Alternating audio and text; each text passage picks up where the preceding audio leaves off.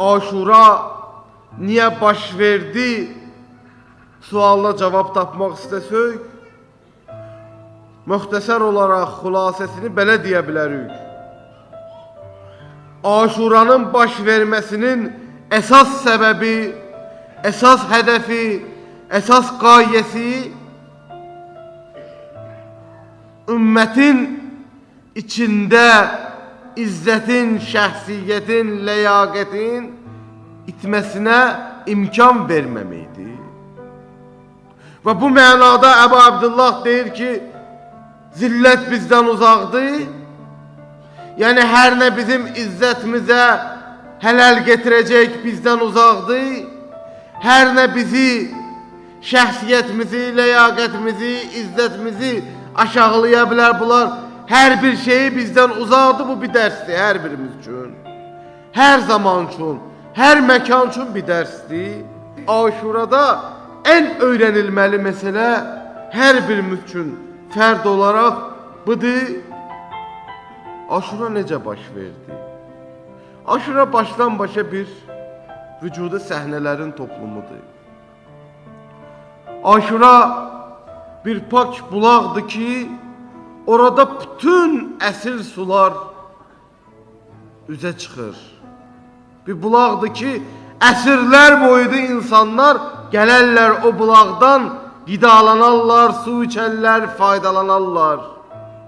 Aşura bir pak və nurani güneşdir ki, onun saçmasıyla varlıq aləminin bütün rəngləri üzə çıxar.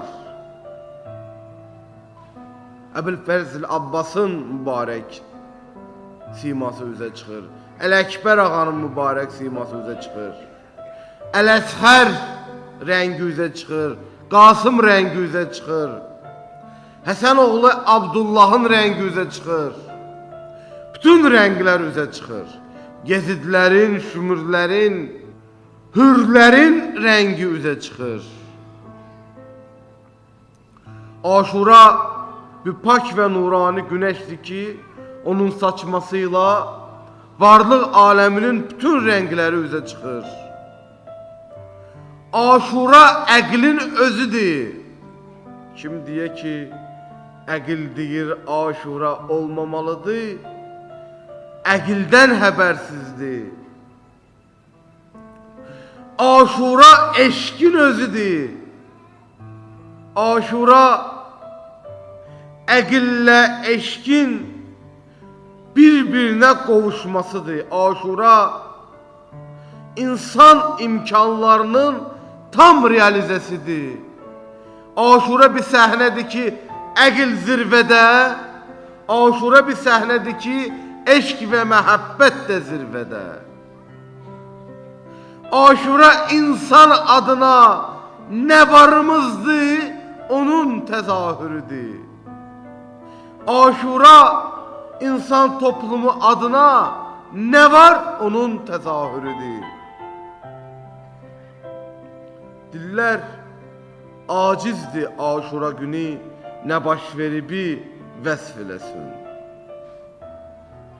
Dillər acizdir, Aşura günü olanların çatdıra bilsin.